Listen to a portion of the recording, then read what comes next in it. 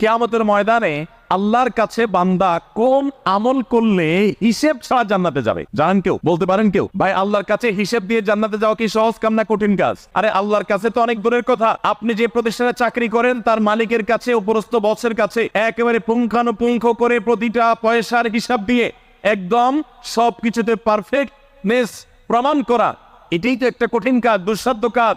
সেখানে সারা জীবনের হিসাব আল্লাহর কাছে দিয়ে পাই পাই করে তারপর আপনি জান্নাতে যাবেন, বিষয়টা এত সহজ না। তাহলে হিসেব ছাড়া আল্লাহ তাআলা এমনিতেই বলবেন হিসাব টিসাব নাই, তোমাকে এমনি জান্নাতে দিলাম, এটা চান আপনারা?